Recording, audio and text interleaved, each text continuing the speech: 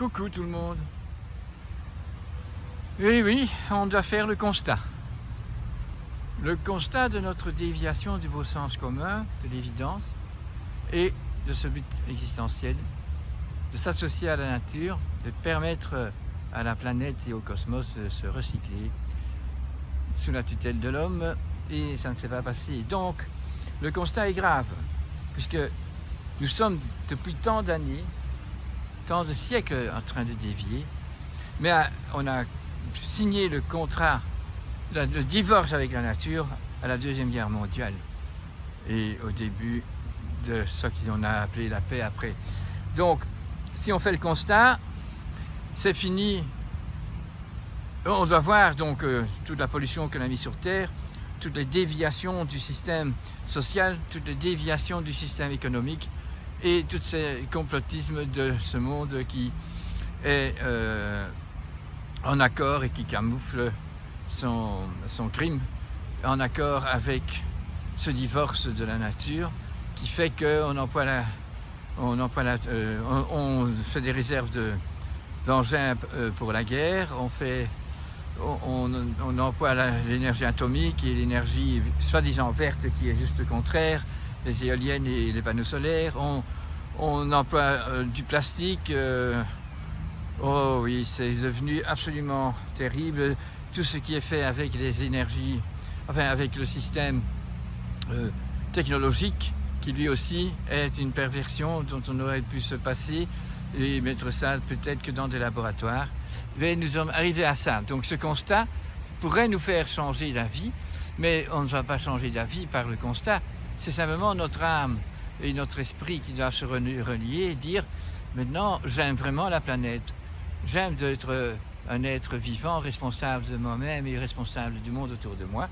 Et alors j'essaye déjà chez moi, comme je peux, de diminuer l'emploi de toutes ces choses-là et de retourner, donc de remanier ma vie de façon à ce que je suis donc très attaché à mon terroir, que j'essaye de le réparer, de m'y associer et de devenir un vrai artisan de ma vie, artisan avec tous les autres humains que je rencontre, et nous allons donc vraiment devoir nous convertir vers cet amour universel, cette conscience universelle, cette connaissance universelle, donc de pouvoir discerner le bien du mal, le mal, et pouvoir faire ça sans rancune, mais avec une association de son cœur, de son cerveau, avec cette planète. Nous avons besoin de faire ce constat, c'est sûr. J'espère que vous êtes comme moi, que vous avez compris, que nous nous sommes gourés, et fameusement, et que par les habitudes que nous avons prises, par les facilités que nous avons acceptées, nous sommes devenus pervers malgré nous.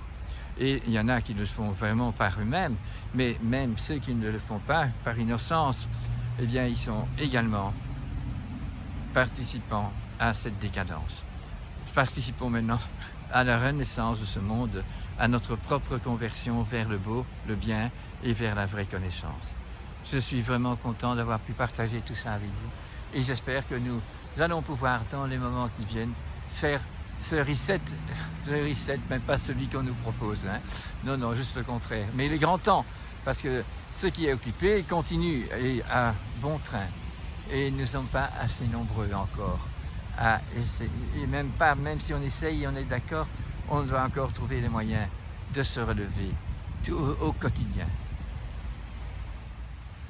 Nous avons donc eu des savants extraordinaires dans leur recherche, dans leur découverte. Mais là où se passe le problème, c'est que d'une science de connaissance et d'une science d'explication, d'une science de découverte, nous passons la découverte en invention.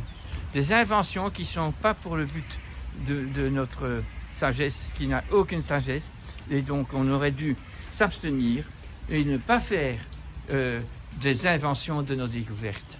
Si on est savant et qu'on est sage, eh bien ça s'arrête là. On continue les découvertes pour savoir comment les atomes sont constitués. Oui, on continue de voir comment on peut découvrir tout l'artisanal que nous avons découvert et que nous pouvons approfondir et améliorer. Et ça, nous pouvons appliquer parce que c'est du beau, Et donc on améliore, on alchimie, on fait de l'alchimie avec ce qui se passe ici, et on arrête tout ce qui est chimique et qui démolit le monde. On arrête tout ce qui ne se recycle pas, parce on devient sage. On est heureux d'avoir découvert beaucoup de choses, mais beaucoup de ces choses devaient rester dans la découverte pour nous empêcher de rentrer dans une façon de vivre qui est dégoûtante pour le bien-être des générations qui suivent et qui font que nous ne sommes plus dans la connaissance. Je pense qu'on doit réfléchir exactement à ça pour pouvoir trouver un moyen de s'abstenir de choses qu'il ne faut pas employer et de trouver de nouveau des moyens tout à fait sains qui peuvent faire que nous allons pouvoir nous tenir debout et heureux de s'être associés aux lois de la nature et à notre loi morale et éthique.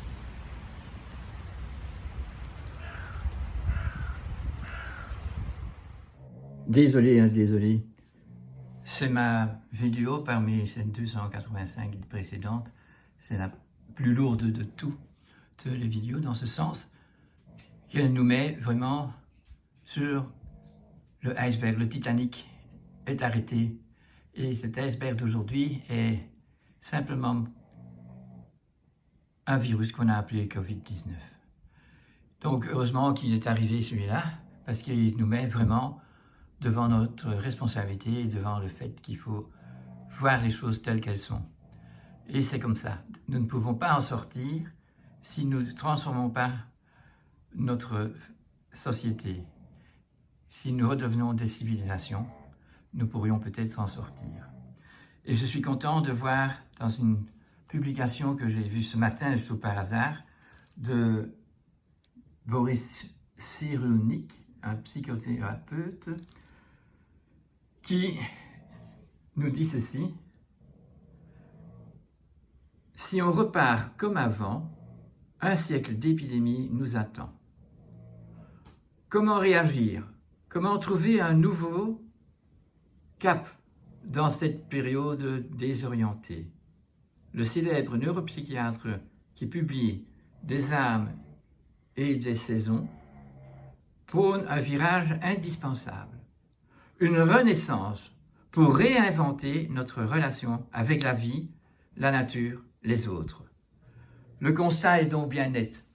Nous avons coupé, nous avons divorcé de notre liaison de naissance avec la planète, avec tout le cosmos, avec tout l'univers.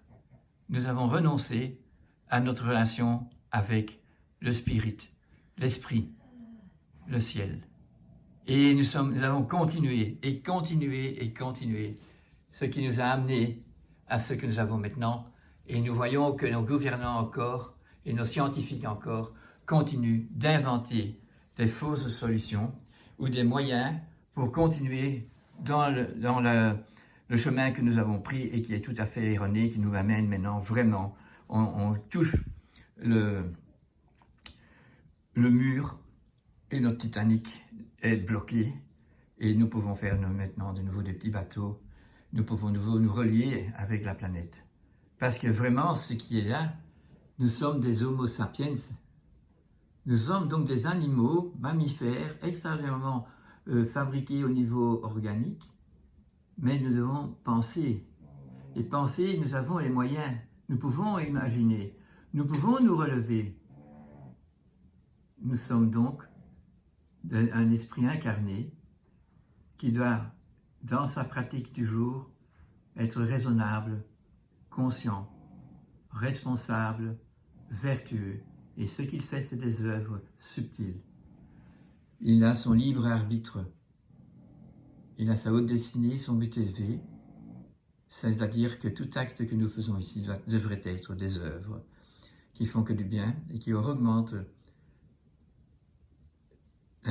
l'amour partagé, un amour inconditionnel. Voilà, c'est lourd à entendre, mais c'est bien qu'on sache qu'on est contre un mur et qu'on peut s'en sortir. Et il ne faut pas inventer une fusée pour passer le mur. Il ne faut pas inventer, il faut simplement se relier à notre propre nature, la nature humaine, la nature animale, qui se promène dans un monde qu'on appelle la nature et que nous devons maintenant percevoir comme un cadeau extraordinaire, mais nous avons cassé le cadeau. Nous n'avons pas donné de l'eau aux fleurs qu'on m'a données. C'est pas juste. Alors on peut devenir juste, mais le constat est là. Pas moyen d'échapper. On le savait pourtant. Adorer le veau d'or dans le désert, vous vous rappelez encore? C'était bien la preuve qu'on avait tourné le dos à l'intelligence créatrice, à cette énergie vitale universelle qui continue à être universelle et active tout le temps. Merci d'en tenir compte pour adorer ce qu'il faut adorer. La seule chose qu'il faut adorer, c'est la création elle-même et son origine et sa destinée. Alors, nous participerons de nouveau et nous apprendrons à faire les bons discernements.